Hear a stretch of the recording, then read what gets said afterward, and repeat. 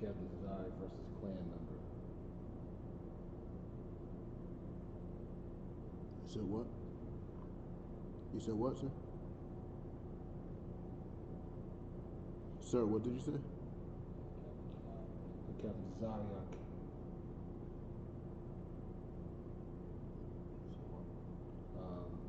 versus a Clan member. Oh.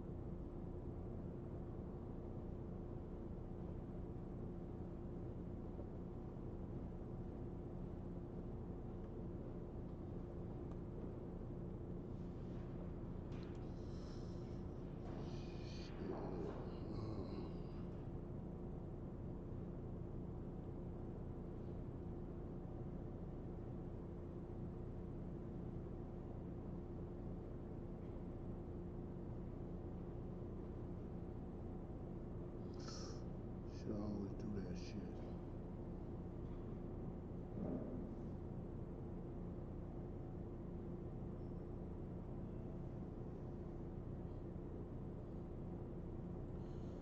Yo, shalom. Yahweh Shem, Yahweh Shah Barakatha to all my brothers. Yahweh Shema Ilatham Shem, Yahweh Shah to all my sisters. This is the ISUBK out of 1 West 125th Street, Harlem, New York, under command of General Yohana. And what we do is we teach the black, Hispanic, and Native people that they are the Most High's true and only chosen people. And being the Most High's true and only chosen people comes with a set of laws, a set of guidelines that we must focus on and take care of each other and love each other properly. And that's what today's class is about. Today's class is about those laws. It's about those guidelines. And one of those laws and guidelines we're going to speak on today is the fact that voting is against the laws of God. As a black, Hispanic, and Native person, we should not be voting. Voting is not our custom and it's not beneficial for us. You know what I'm saying? But I want to open up the class to some questions. If you got any questions, just type in your questions, you know what I'm saying? And we will happily get to them, you know what I'm saying? Type in your questions, don't let those questions plague your mind.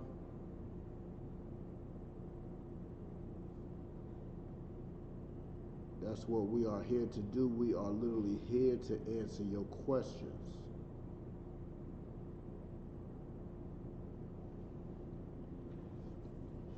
Just know that when you go out there and vote, you are sending out a very disrespectful signal to the Most High. You are literally slapping. Well, you can't slap the Most High, but you are literally just rejecting the Most High. You're rejecting His guidance. You're rejecting His protection. You're rejecting Him fighting for you for your oppressor to do it, and that's utterly disrespectful and ugly. You know what I'm saying? I'm going to open up the class to some questions. I don't even got my chat up. Let me get my chat up.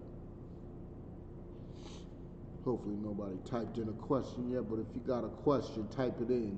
If you got to, retype it in. I'm getting everything popping on my end right now.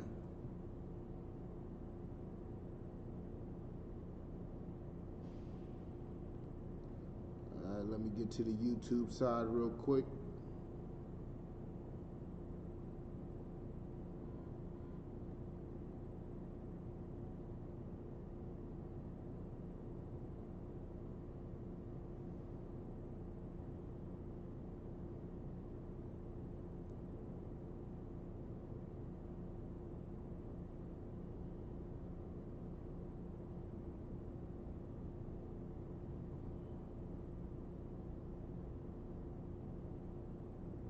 type in your questions and don't forget to sign in. You know what I'm saying? That's very important. Salaki, sir, if I may, can you get Deuteronomy 17 and 15?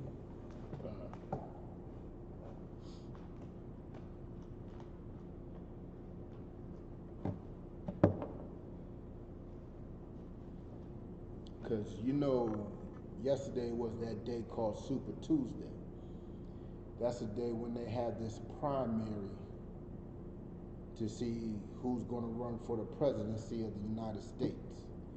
Now, while they're doing this, a whole flock of our people, the black, Hispanic, and Native people, ran to the voting booth to count their votes, put those "I voted" sticker on somewhere on their body, and pop it on Facebook to let the world know they voted. They extended their right to vote. Yippee ki-yay. Not knowing that you're literally disrespecting God. Salaki, sir, if you may, Baba Kushal. Deuteronomy 17 and 15. Thou shalt in no wise set him king over thee. Check it out. Thou shalt not in no wise set him king over thee. We should not be setting a king over ourselves, period. Our culture is not democracy. We don't vote. We should not be setting a king over us, period. But there's even a criteria. The Most High even has a criteria for who our kings are to be anyway. You know what I'm saying? There's a criteria for our leadership. And who you voted for does not fit that criteria. Who you want to lead you and to guide you and fight that good fight for you does not meet that criteria that the Most High has set forth. You know what I'm saying? For one, you're not supposed to be voting at all. The Most High sets that king over us. Not you, not your choice, not your right, no. The Most High does. May you continue, Baba Kushal, sir? Whom the Lord thy power shall choose. Whom who? The Lord thy power shall choose. That king that is set up for us, it's not our choice. The Lord chose it. The Lord chose it. Your vote don't count. Your vote don't mean nothing. The Lord chose it. He set that person up to be above us. So there is no argument and fighting about it. You know when the Lord chose it. There won't be no argument. There won't be no fighting. There won't be another vote in 4 years. No, he has that throne till he dies. May you continue, Baba Kushal, sir? One from among thy brethren shall thou set king over thee. One from what? Among thy brethren shall thou set king over thee. Is Bernie Sanders our brother? La. How about Joe Biden? La. Elizabeth Warren? La. She's not even a man to even be a brother. I know she claimed she was Native American, just to find out that she's not. She's not a Native American, period.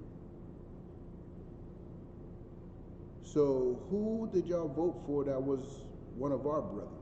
Who did y'all vote for that was one of our people?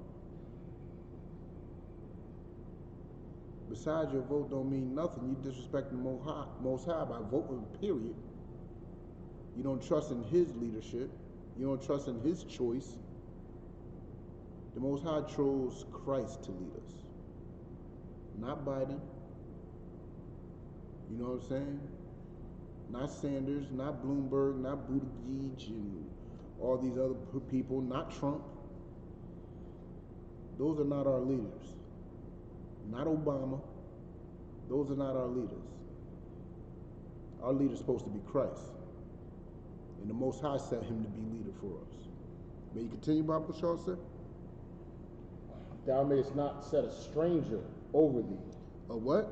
A stranger over thee. So if they're not of our people, that means they are strangers. So you voting for Elizabeth Warren, is she a stranger? God. How about Joe Biden? Is he a stranger? Con. How about Bloomberg? Con. So y'all went out there voting for strangers. Y'all literally out there disrespecting what the Most High set forth. You told your kid not to do something, your kid goes to do it right in your face. What do you consider that? You consider that to be disrespect. You know what I'm saying? You consider that to be disrespectful. You're literally rejecting the Most High's leadership. Salaki, sir. If I may, the Bible says this: rebelliousness is as witchcraft, Con. and that's what they're committing. Con. That's exactly what you're doing. Now, a lot of these. Actually, may you continue about what y'all said? Verse 16, but he shall not multiply horses to himself. Oh, no. The end of 15. Which is not thy brother. Which is not thy brother. You know what I'm saying? So, these people ain't our brothers, right? You go out and vote for them. What do you expect for that person to do? You voted for somebody to get into a political position above you and over you. What do you expect them to do for you? What is your vote supposed to get you?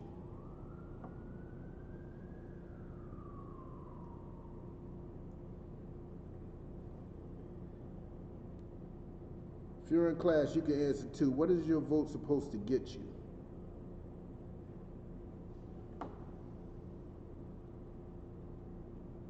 For the sake of time, let me tell you. Your vote's supposed to get you representation. It's supposed to get somebody to fight for you and your interests. You know what I'm saying? That person you putting above you is literally your God. Who's supposed to be representing us and fighting for us? The Most High. But you choose to set somebody that is not your brother, who has no interest or gain in protecting or defending anything you believe in. You heard what that old dude, what's his name, Bernie Sanders, said about reparations. And believe me, I don't agree with their stance on reparations, but he believes there's a better way to heal those wounds. He don't want to give y'all no check. But let me tell you something. Us in ISUPK, we don't want check. We want them to have what was given to us. We want them to feel the same thing we felt. We want justice. That's what we want. We want them to receive the repair, the reparations. They got to receive it. What we got, they need to get it back. You know what I'm saying? But Salakia, may you drop that Baba Kushal, sir? Can you get Exodus 14 and 14? Exodus chapter 14, verse 14. Thou shalt not remove thy neighbor's land. Salakia. Exodus 14 and 14?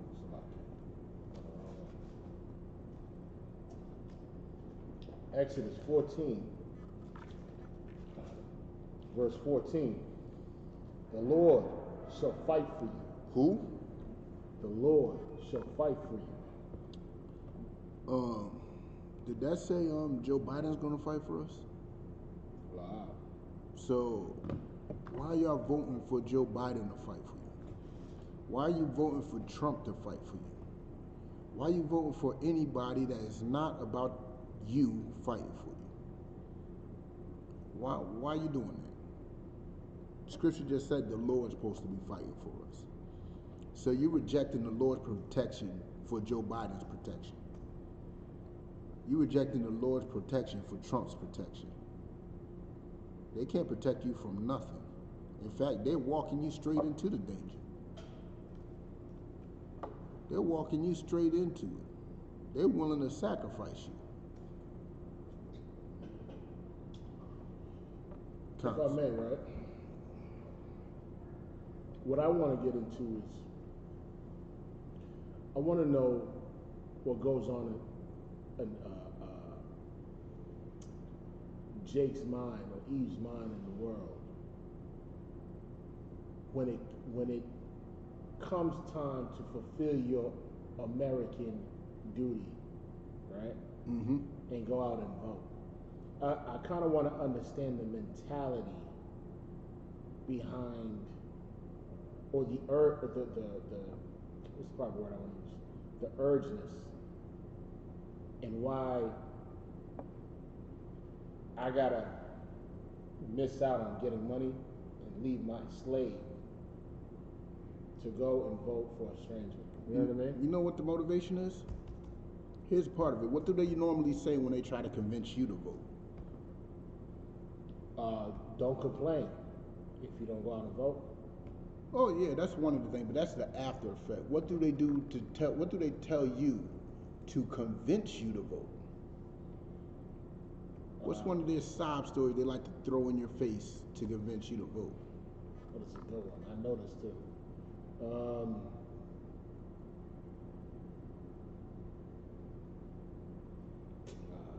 This is like a P. Diddy line, but Not the P. Diddy one. It could relate to it. Not a line.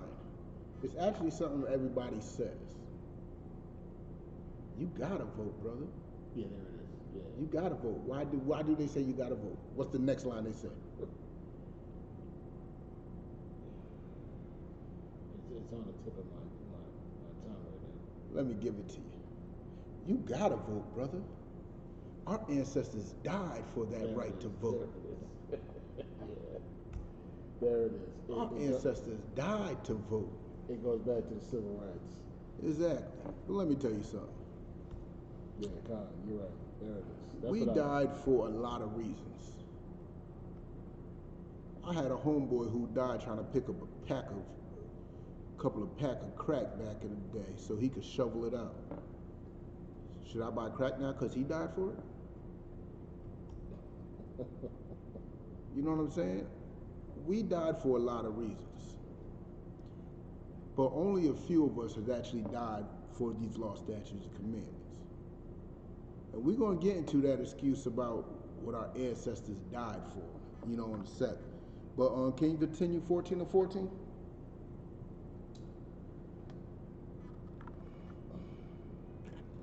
For the Salaki, you said 14 and 14? Count, I don't want to count. Exodus 14 and 14. Con. And ye shall hold your peace. And ye shall what? Hold your peace. And ye shall hold your peace. You know what I'm saying? Let the Lord fight for you. And don't vote. I know we're going through hell right now. And you think one of these politicians is going to stop the police from shooting you in the back.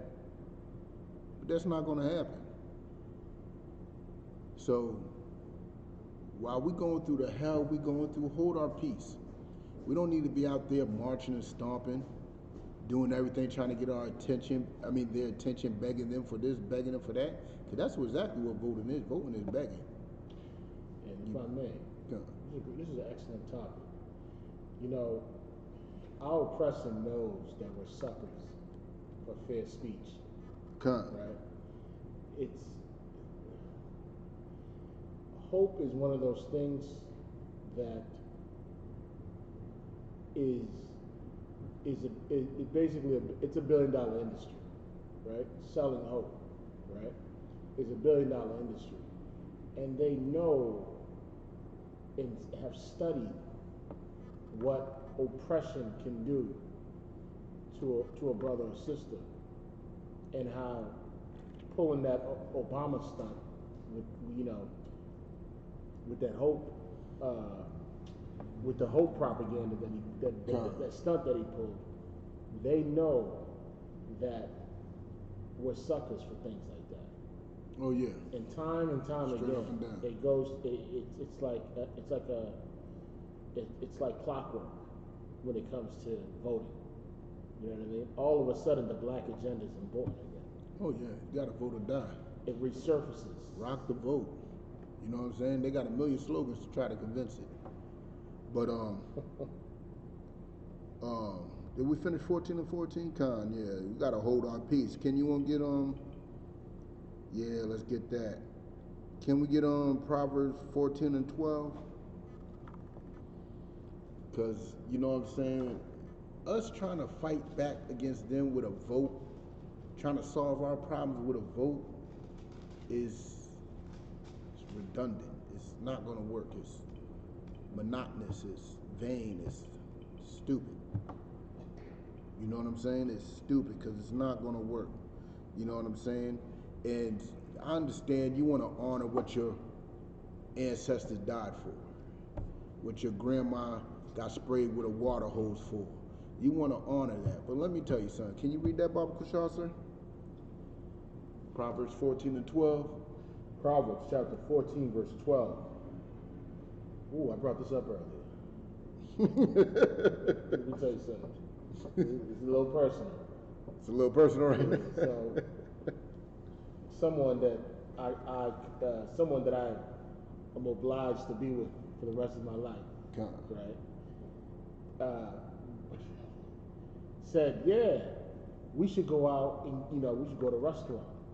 I said, yeah, no sweat. She said, but you're not gonna tell me what I can eat though. I said, no sweat. What time you gonna be there? Because I ain't gonna be there. We can set the date. You just gonna be sitting there by yourself. Right. But then I brought this up. Yeah. This scripture up right here. Proverbs chapter 14, verse 12. There's a way which seemeth right unto a man. There's a way that seemed right to our ancestors, to our mothers and fathers that were sprayed with those water hoses to integrate and join a system, join an enemy that wants us dead. I mean, they're spraying us with water hoses. They're sicking dogs on us. But you want their love. You want to join hand in hand with them. They are showing you while you're begging that they hate you. And you may seem that it's the right thing for us to honor them by voting. By voting. You know what I'm saying? And that way may seem right unto a man. They died for that right. May you continue, Baba Kushal, sir? But the end thereof are the ways of death. But the end thereof are the ways of death. That way may seem right. But if you ain't following these law, statutes, and commandments, guess what? It's a dead-end street. You ain't following these law, statutes, commandments, you're going to die. So them dying for the right to vote was in vain. Because all they did was die for the right for you to disrespect the Most High. Die for a right for you to break the law, statutes, and commandments.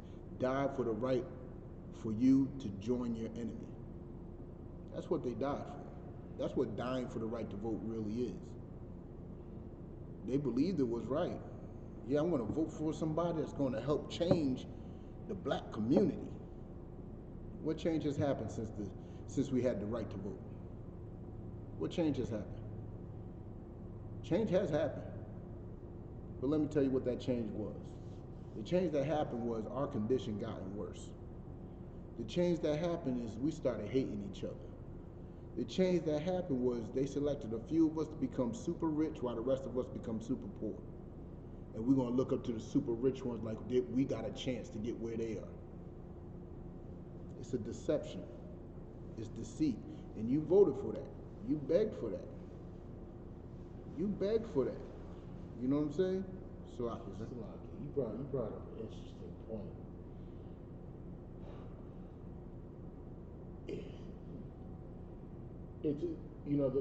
The battle has always been between the rich of Israel and the poor of Israel. And so our oppressor knows, despite him using, his deceitful tongue and his spare speech, he knows that the rich of Israel is the key to getting the poor of Israel to go out there and vote.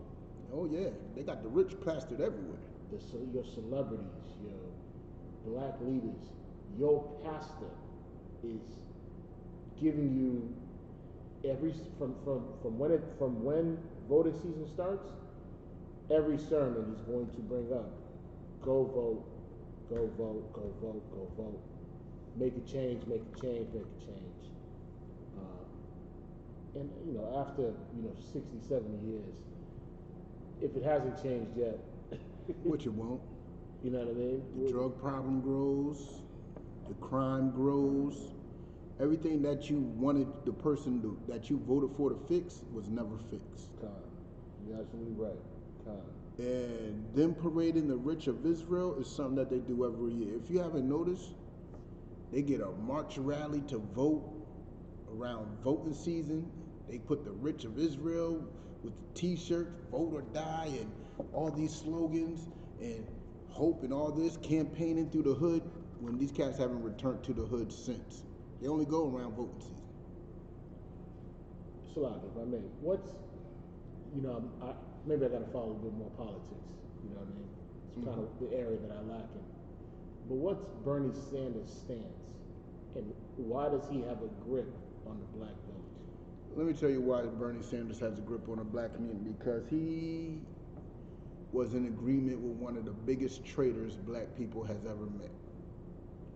He was one of the people that worked with Martin Luther King, the biggest traitor of black people, and helped Martin Luther King get to the status that he was.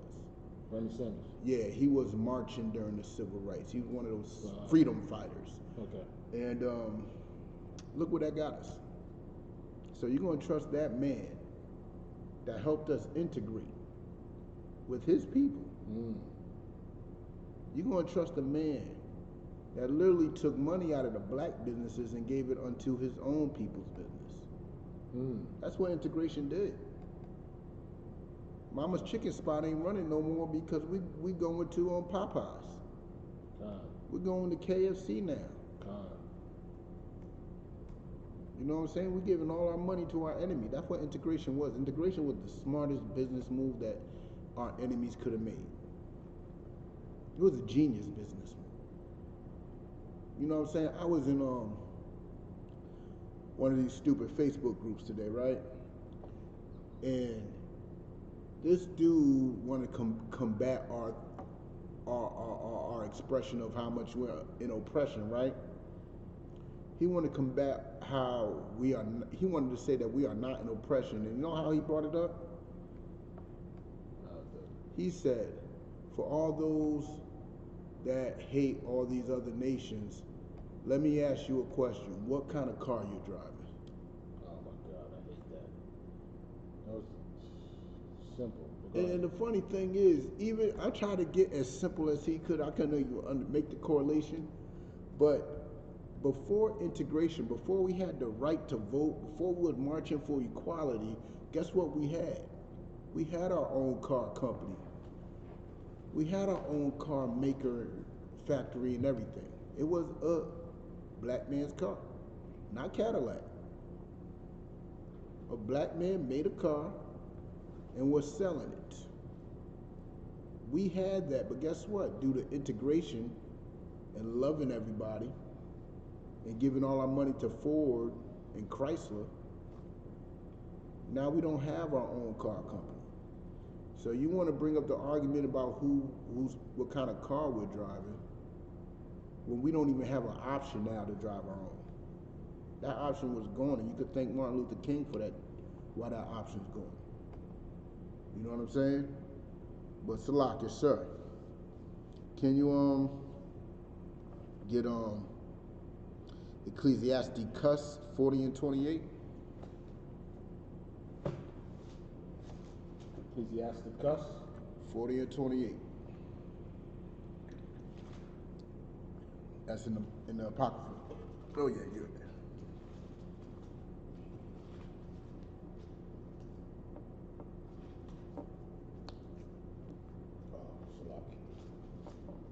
Because you got to remember, we did all that fighting for equality. Well, y'all call it fighting, I call it begging.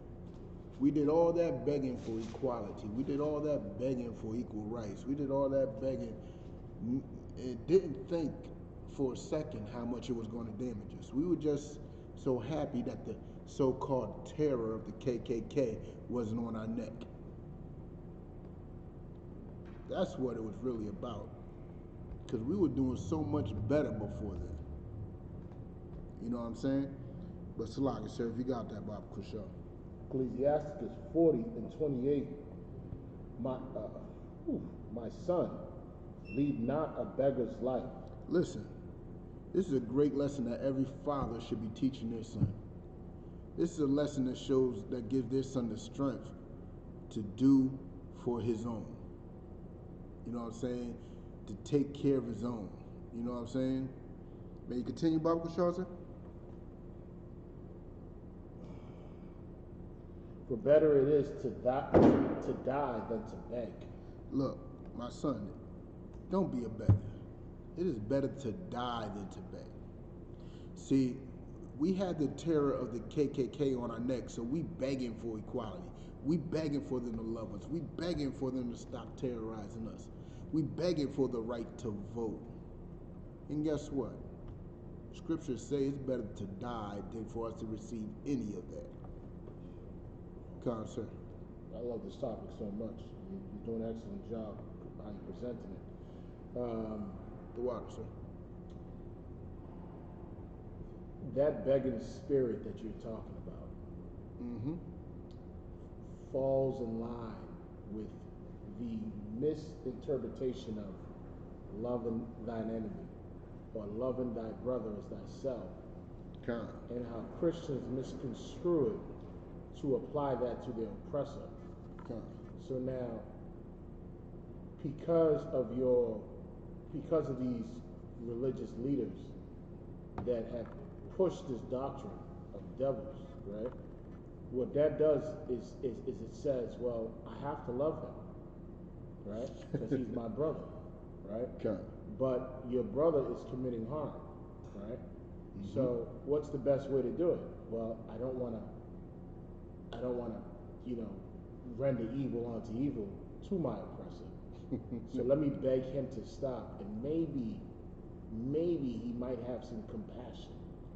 Maybe he might let me join his society, and and maybe one day we could be equals.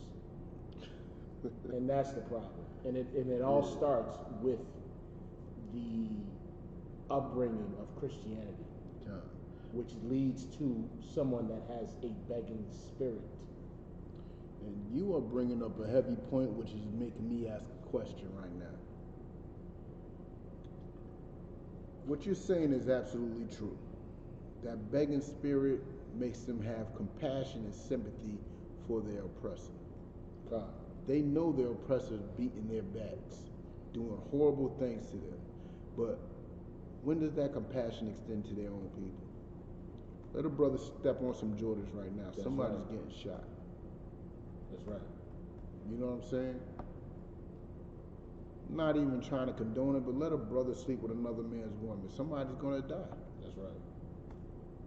Not even condoning that, but even though it's wrong and he deserves death, but where's the compassion for your brother? I mean, this white man, our oppressor, just literally raped your mother and threw her in jail. But you want to forgive him.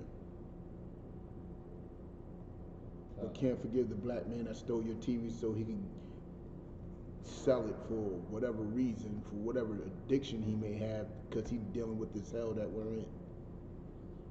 When does that extension extend to our people?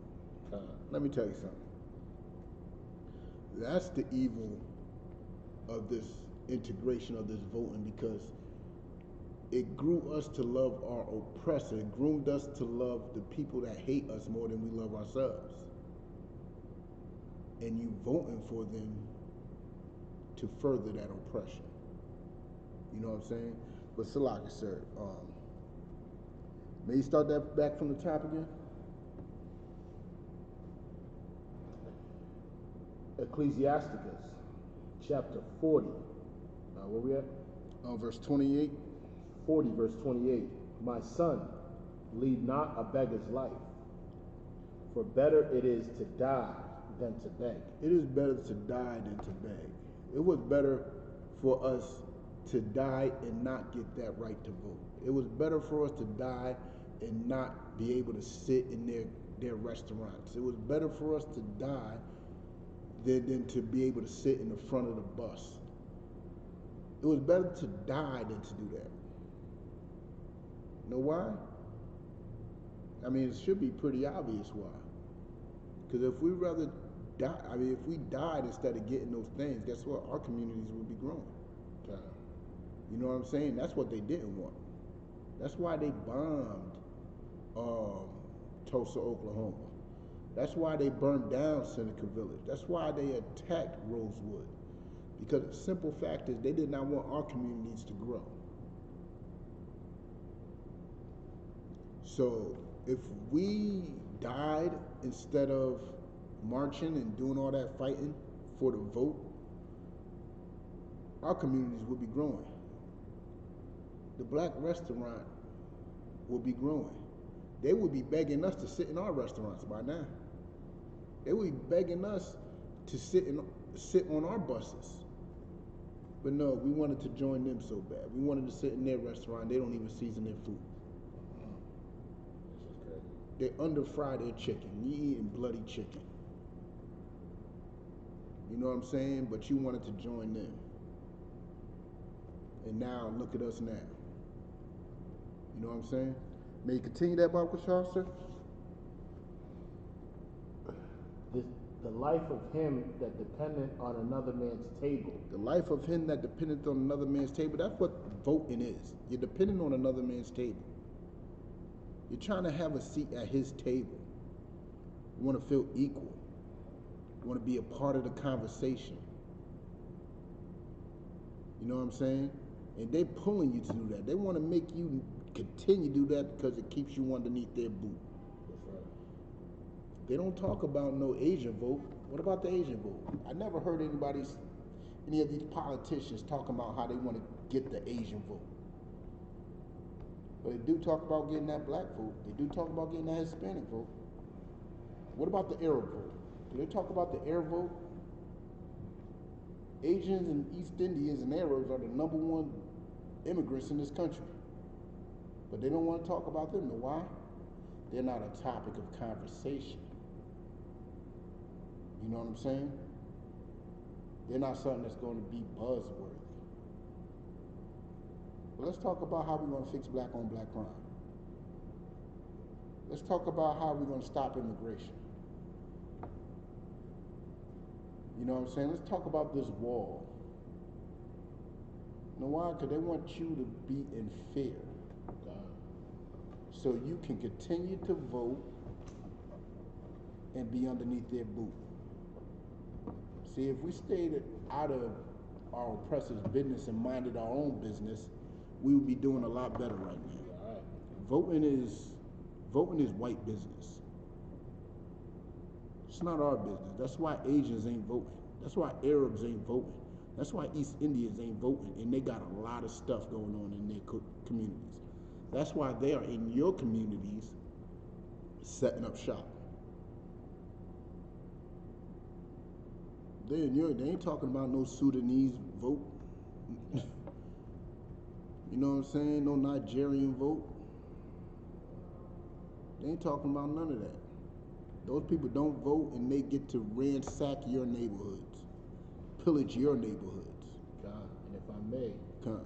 what our oppressor understands, and by his encounters with all these other nations, is that they've never had a begging spirit. God. You know, a tank goes through Iraq, they're not begging, they're throwing rocks. And a tank. Yeah, you know what I mean? So they know through encountering the Chinese and the East Indians, they know that they don't have a begging spirit. Mm-mm. But when it comes to us, we're the only ones out there marching. We're the only ones out there begging. We're the only ones out there begging. So it's an excellent point. And they ain't worried. That's why these other nations ain't getting shot in the back by the police, even though they're supposedly at war with them. Because these cats, they don't want a seat at their table. They want their own table. So they separate themselves and they don't vote. You know what I'm saying? And for example, side note, let's give the Most High a hand real quick. There's an article out. Remember I was talking about yesterday. I put a side note on how this coronavirus might be a biological weapon. And we mentioned how shipping them to the West Coast in those cargo joints like they normally do, because you know the West Coast full of Asians. They shipping them in those cargoes, and guess who got the most deaths? Seattle, Washington. Seattle, huh? Well, the state of Washington. They ain't go per city. What's the? But the state of Washington. What's the death toll? The total death total in America from the coronavirus, surprisingly, I did not know it was so high, but it's 11. I would think about 3, 4, 5, but it's 11 people. Already. To be continued. To be continued, may it grow. But I'm bringing that out because the simple fact is, there is literally an open war. Whether it be financial, whether it be psychological, whether it be physical, there's a war between America and the Asians, America and the East Indians, America and the Arabians, and there's an open war with them, and guess what? They're not voting. They don't want to sit at their table. But they get everything. You know why? Because America's true enemy is not them. America's true enemy is us. We're the ones that they hate. And you want to vote and join them. They don't respect us just because you want to join with them. Because you want to hold hand with them while they're beating you across the head. You know what I'm saying? But Salaki, man, you continue that, Baba Kushal, sir? Is it not to be counted for a life? For he polluted himself with other men's meat. See, you want to sit at another man's table, that is not life. This is such a black book. That is slang right there. This ain't life. And the way we live in this country, trying to join them and sit at their table, this is not life. You know what life is? Our own kingdom, our own land, our own language, our own customs, our own names. How can't you see that you're oppressed and you walk around with the last name Brown? You walking around with Butler. You walking around with Jose. You walking around with Fernandez and what else? Sanders. And yeah, your last name Sanders. You're walking around with these names and you don't know that you're oppressed. Your last name's literally telling you who owns you. That's right. Your last name literally tells you who owns you. Who you belong to. And you want to vote instead of trying to get your own culture back, trying to get your own name back, trying to follow these law, statutes, commandments which the Most High gave us so that we could live. You know what I'm saying? But this ain't life. This is death. May you continue, Baba Kushal, sir? For he polluted himself with other men's meat. We are polluting ourselves with other men's meat. We are killing ourselves trying to do what he do, trying to get what he got, trying to be at where he's at, trying to get that so-called equality which does not exist. Let them eat their meat. Let them eat their meat. You see where meat is getting people? Coronavirus all day. Let them eat their bad meat. Let them eat their pork, their crab, their shrimp, their lobster. Let them do what they do. And we join together, separate from them. Start following these law, statutes, commandments, and we will obtain life. We will obtain life. We won't be polluted by their meat. And their meat is not literal meat. Their meat in this sense is their customs. Their meat is their culture, their way of life. You know what I'm saying? So if I may, right? Concert. You know, we out in them corners every weekend, you know, Lord willing. And we teach so-called Negroes, so-called Hispanics, so-called Native Indians they're number one, they've been chosen by the Most High Con, to rule the planet Earth, right? con, And to our people, it's something that they don't want to hear. You know what I mean? con, They don't want to be in first place. You brought it up yesterday. They would rather have a tie game with their oppressor than to listen to what we're telling them, which is prophesied that we will be, in rulership of the planet. con. We will be in charge of the planet. They don't want to hear that. Salakia, sir. Not even that they don't want to hear it, they don't want it. Talking about supremacy to black and Hispanic people is a poison. They don't want to hear it, it's disgusting to them. Us, we're going to be oppressing them? It's disgusting to them. The whole concept, we are such good slaves, rulership is foreign. Rulership is hard to grasp, rulership is something vile to us. We don't understand it. And when you mention it, it literally is a turnoff. We'd rather be that first champion that's willing to share his title with the contender. Well, if I may, we become that battered wife Con. in the relationship where, despite how many times,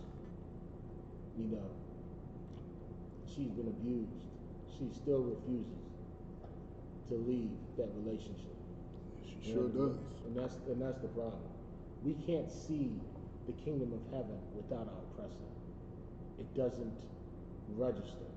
You know what I mean? It doesn't make sense. Because of what you just mentioned when you said, because we polluted ourselves with his table. Mm-hmm. And so his government assistance, his food stamps, Con. his position of power that he can give you in this kingdom. Equal employment opportunity, all that, yeah. That's We them.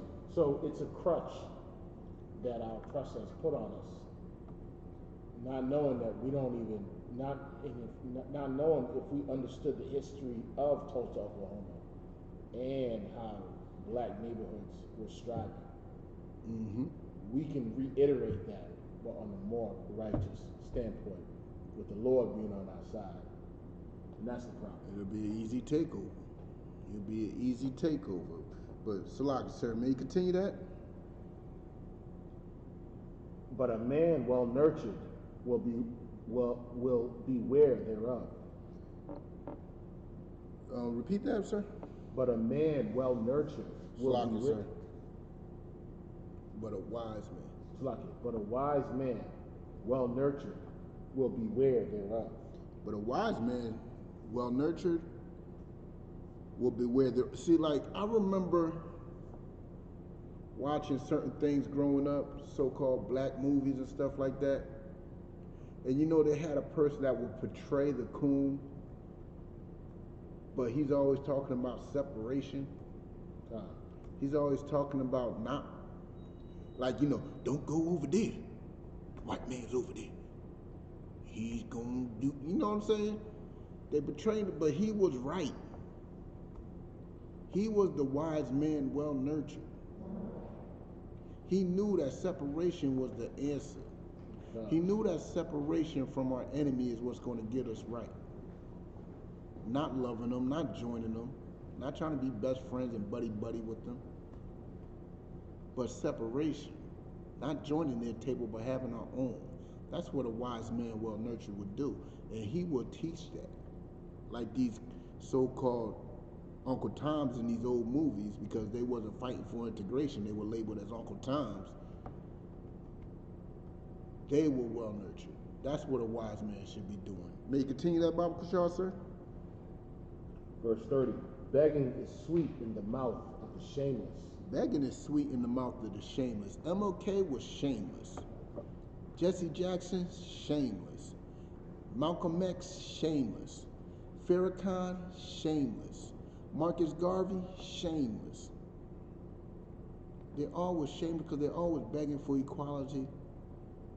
They all thought that You know what I'm saying? It'd be better to have some type of admiration and love from our enemy. You know what I'm saying? So they could stop burning crosses on our lawns. Why y'all worried about them burning crosses? I don't know if y'all know, but ashes is actually fertilizer. They burn the crosses. Now you got fertilizer on your lawn. The grass will grow better. While they're going through some type of famine. Let them get some famine in their life. Us begging them is a detriment to us. You know what I'm saying? And I know it may feel good to like talk that talk of positivity. It's sweet to the mouth. It feels good. But may you continue, sir?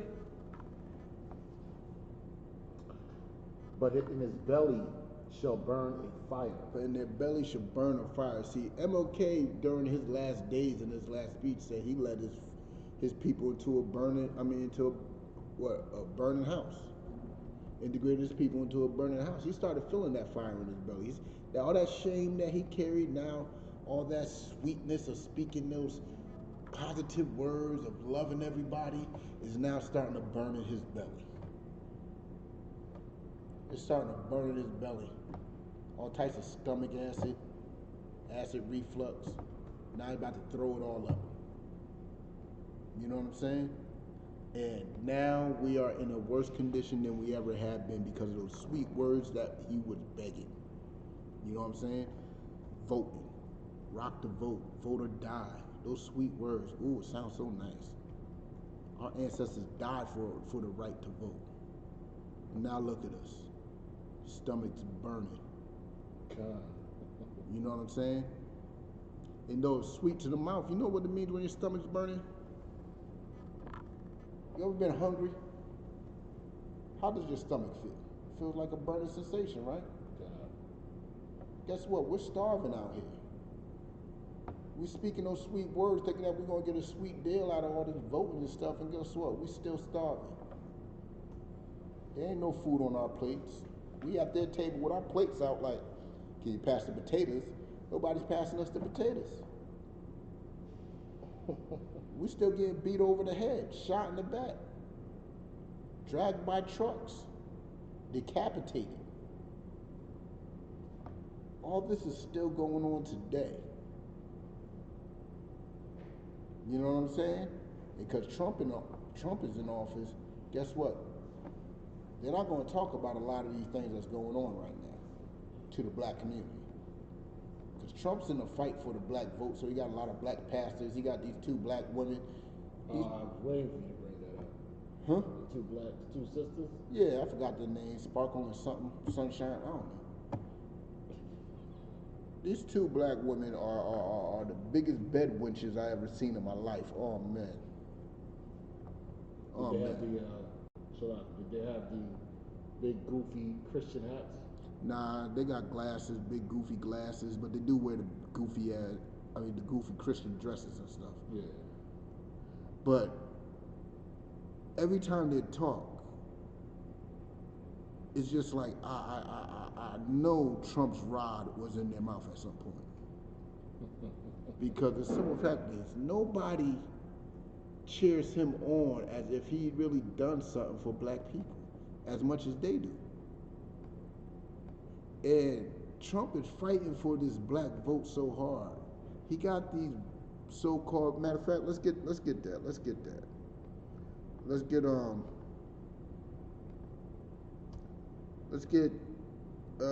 Isaiah 9:16. How much time I got here? I got enough time to get a few more in. Isaiah 9:16. Isaiah chapter 9, verse 16. But the leaders of this people caused them to err. The leaders of this people is talking about them black, Hispanic, and Native people. The leaders of them people has caused them to err. What does it mean to err? Put us in error. We are in error. We are messing up. And our leaders are causing us to mess up. Who is telling us to vote or die? Who is telling us to rock the vote? Who's telling us, you know what I'm saying, our ancestors died to vote? Don't let their death go in vain. Who is telling us that? Our leaders. God. Our leaders who are standing behind Trump. You seen that picture? What's that? Bunch of black clergymen and those two broads. Recently?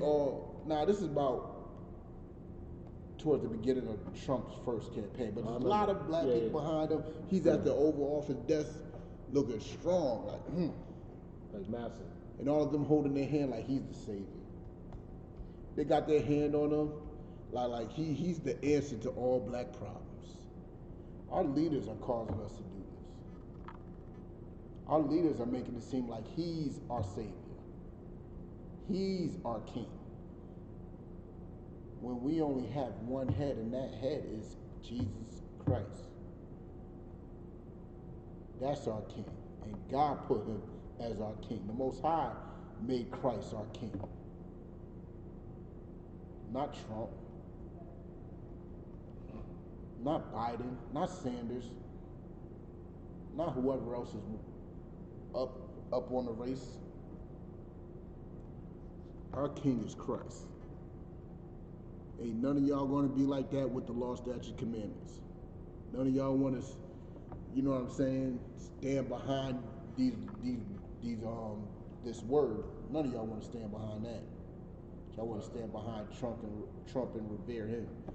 That picture was so disgusting to me. Disgusting. It was a disgusting picture. Disgusting picture. He's the only white man in the picture and looking as strong as could be. He's looking like the leader. He looks like our leader. And it was a horrible sight to see. But may you finish that off, Bob Kushar, sir?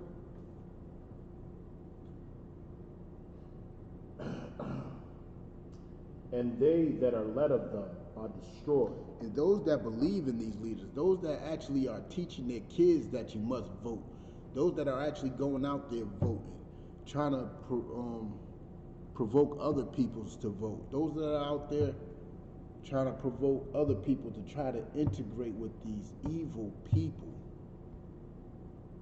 they are going to be destroyed. They are destroyed. Not even going to be.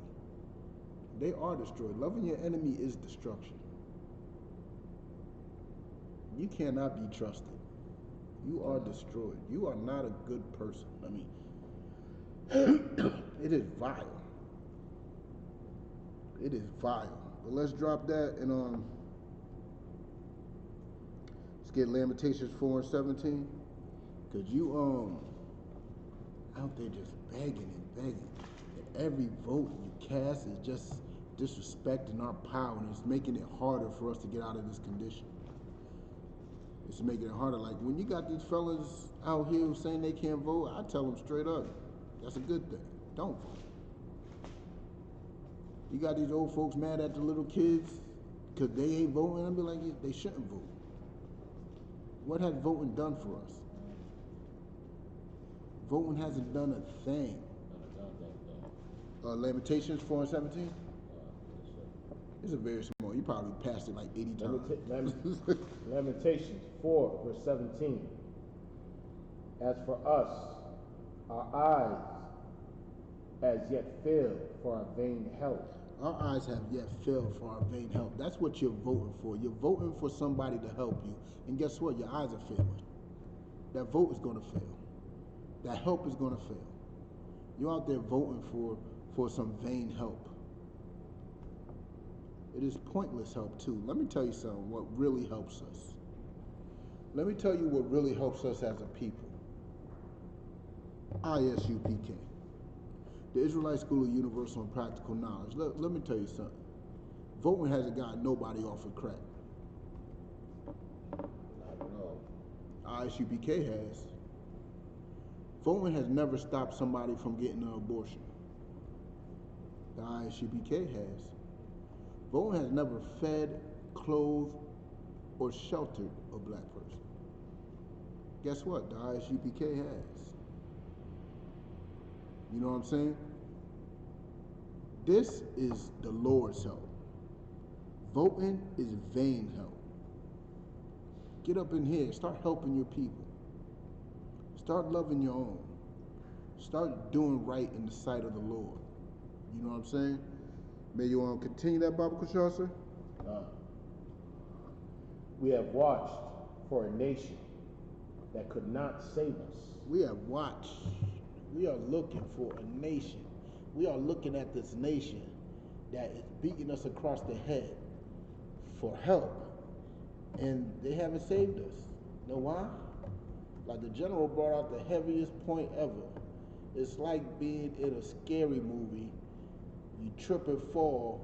Jason is above you with the machete in his hand about to come down, and you begging Jason to come save you. No, Jason, save me. Jason ain't trying to save you. Like Big Sean said, don't save her. She don't want to be saved. You don't want to be saved, black man. You don't want to be saved, black woman, because you're going to the same person that wants to kill you to save you. It's a mental illness. I can't think of anything more mentally ill. The same person that's killing you, you want to save you. That's what your vote is telling God. You don't want God to save you. You want your oppressor to save you.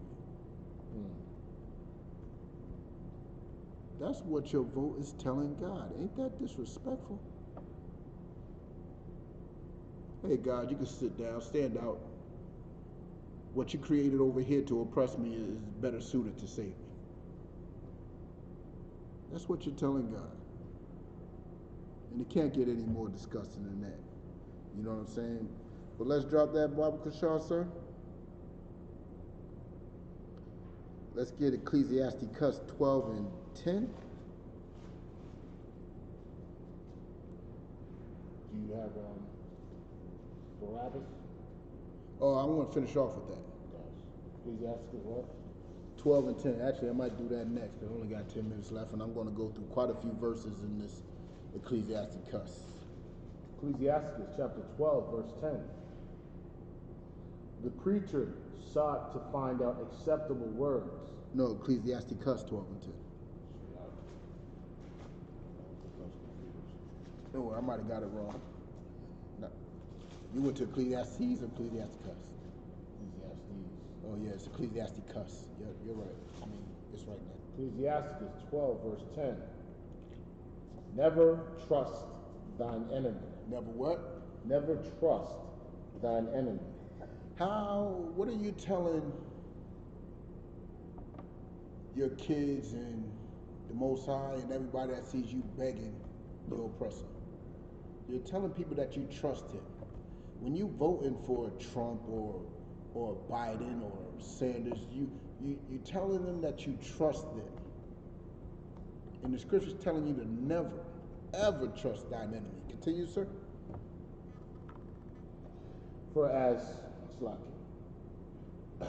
For like as iron rusteth, so is his wickedness. Guess what? It's a sure thing.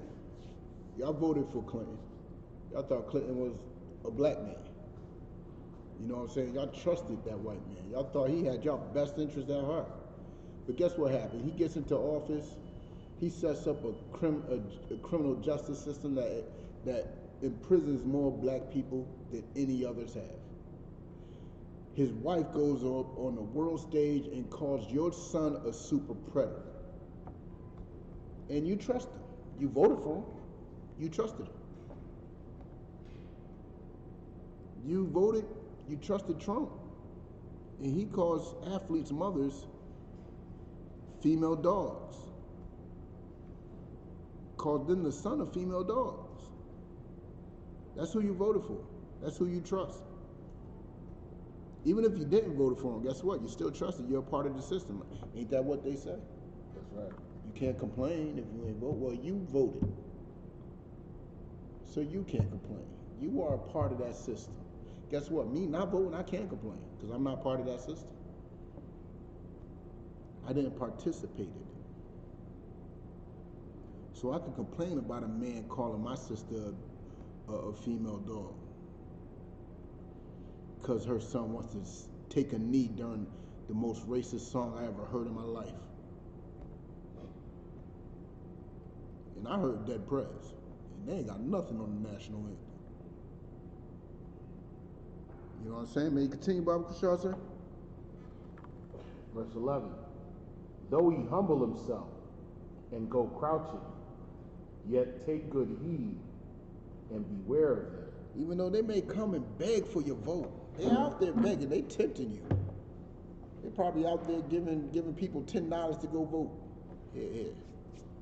Go in that booth vote. Here, go in that booth vote. They might be begging for your vote. But guess what? Still, don't trust them. Continue, sir. Yet, and thou shalt be under to, what does that say? Unto. And thou shalt be unto him as if thou hast wiped a looking glass. And there should be hold on, Sluggy, I'm tripping up. And you should be unto them as if thou wipest a looking glass. What does that mean? Salaki, meaning you could see his clear, you should be able to see his evilness clearly. It's clear as day. They definitely see you as a mark as clear as day. You should be able to see their wickedness as clear as day. As you wipe that looking glass nice and clear, ain't no dust on it, no smudges, no nothing.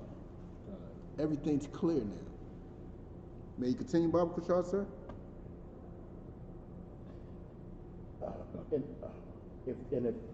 And thou shalt know that his rust had not been altogether wiped away. Now you should know that his rust is still there. You see things clear as day now. You've seen when all these presidents just damaged us in 1,000,001 ways. You've seen when they made the Equal Employment Opportunity Act, and guess who's getting hired? We still ain't getting hired. You should see their wickedness when they made food stamps, and guess who's getting all the food stamps? Not us. So-called fake Jewish man. He's getting all the food stamps. They getting all the welfare. Everything that you begged for, you're not getting. You don't benefit from it. And by now, you should be able to see as clear as day that your vote don't mean nothing. That your vote is just a stepping tool for one of them to win. And let me tell you, it's smoke and mirrors. That's all. It's smoke and mirrors. It's something to keep the news running. It's just something to occupy time because the winner's already chosen. And don't be surprised if Trump gets another 4 years. It looks obvious to have him as that person for their agenda. You know what I'm saying? For their agenda, Trump is the best option. And I'm pretty sure he's already at it. Now, if I may. Huh. Now, if Bernie Sanders was smart, he would put on the Trump effect to entice fellow, white citizens to vote for him. And that's pushing more racism towards the Mexicans. You know what I'm saying? It would make sense, but he's playing his role. He's supposed to be that picture. He's supposed to be the exact opposite of the spectrum of Trump, right? Now, if you look at it and you observe it, nobody's really rocking with Bernie Sanders but black people. That's right. So now you should see what your beloved brother, the Caucasian, really thinks of you. That's right. The churches should really understand what they really think of us, but they don't. They want to lead you to error.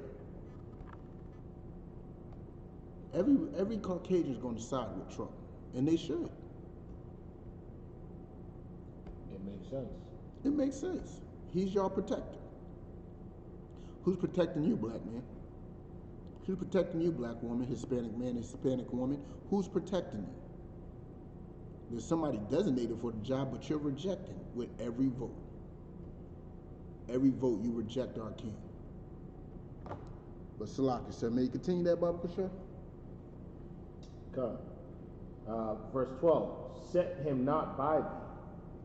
Continue. Lest when he had overthrown thee, he stand up in thy place.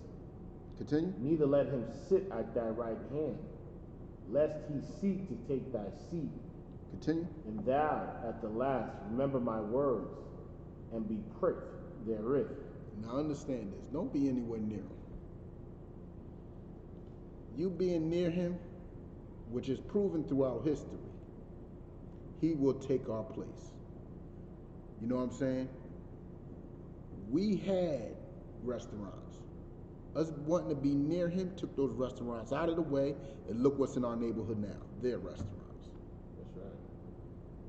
You know what I'm saying? You wanting to be near them is literally, they overthrow us and he will stand up in our place with us underneath his feet. Every time. Every time. You wanted some housing, low income housing, and look at it now. They gave us high rises and look at that now. They tore them down just to put a Starbucks. You got a Starbucks and a Whole Foods in the places of the projects now. Replacing projects. What does your vote matter? What does your vote matter? They gave you the high rises, fill them up with drugs, then they kick you out and put a Whole Foods there. Your vote meant nothing. Right. It meant nothing. You were just a tool, a prop. Get away from them. May you continue, Bob Kushar, sir? God. Neither let him, let's see, and Salaki, who will pity a charmer? Who will pity a charmer? Continue. That is bitten with a serpent. Would you pity a charmer that is bitten by the serpent? The snake bites the snake charmer. Do you pity him? He's over there dancing, playing with a snake. You warned him. You warned him. I mean, don't make sense to anybody. That's what you're doing with every vote. You are playing with a snake. That's what you do when you love white people. I mean, when you love our oppressor. You are playing with a snake. You know what I'm saying? That's what you do every time you are around your enemies. You are literally playing with a snake. And if you get bit with your vote, I don't pity you. I ain't get bit by your vote. I seen this coming a mile away. We see their hatred. We see their wickedness. I mean, that rust is about as bright as can be. You see that big brown rust on their head? We see their wickedness. So we're not shocked when they make projects and throw a bunch of drugs in them. We're not shocked. We see it coming. We're not shocked when we go into our old neighborhood and see a Whole Food. We're not shocked. We've seen it coming. We're not shocked when your president disrespects your mama. We're not shocked. Y'all fought for that vote so hard just for him to call your mama a female dog. We're not shocked. May you continue, Baba Kushar, sir? Or any such as come nigh wild beasts. Any such that has come nigh wild beasts. You know what I'm saying? That's what they are. They are wild beasts. How much time I got? Hold on. Let's drop that. Let's get on John 19 and 13.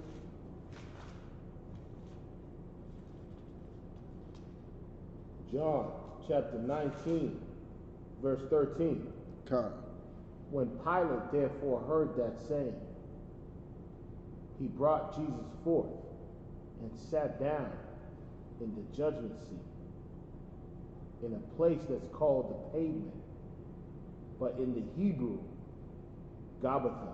I mean, that looks like, I don't understand why people just don't understand the play. But Pilate took Christ and put him in the judgment seat like, yo, bang. Put him in front of everybody in the hot seat. Everybody see him. He sees everybody. Pilate got questions. He's about to ask some questions. May you continue, sir. And it was the preparation of the Passover. Preparation of what? Of the Passover. Well, this is right after the Last Supper, so now you know what the Last Supper was. It wasn't no Easter, it was literally the Passover. May you continue, sir? And about the 6th hour, he saith unto Yahushua, behold your king. He said to the Jews, behold your king. Is this your king? He's asking all us Israelites, is Christ our king? Sounds like a logical question to me. Is Christ your king? So when you are presented with the option to vote, that question is being asked to you. Is Christ your king? You know what I'm saying? Let's see what some people's answers were. May you continue, Baba Kushar, sir? But they cried out. They voted? But they cried out. Yeah, they voted. Continue. Away with him. They said away with Christ. That's what your vote is saying. Your vote is saying away with Christ. Continue. Away with him. Crucify him. Kill that man.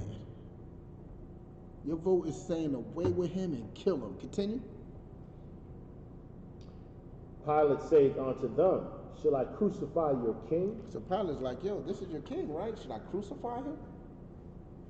Should I crucify him? Let's hear what they voted. Continue. The chief priest answered, we have no king but Caesar. They said, we have no king but Caesar. Just like your vote is saying, we have no king but Trump. We have no king but Biden. We have no king but Sanders. We have no king but Obama. We have no king but Bush, Clinton, Reagan. You know what I'm saying? That's what your vote is saying. You're literally rejecting Christ. Literally. Just like the Pharisees and the evil rulership of Israel back then. Just like our leaders did back then, you're doing today. May you continue that, Baba Kushar, sir? Then delivered he him therefore unto them to be crucified. And they took Yahushua and led him away. Because of all wicked leaders' vote, Pilate sent Christ up to be crucified. And that's what your vote is doing. Your vote is sending Christ up to be crucified. And with that, I'm going to end the class. You know what I'm saying? Don't forget the Passover's coming up April 9th, you know what I'm saying, at the Westchester County, Coliseum. And with that, shalom.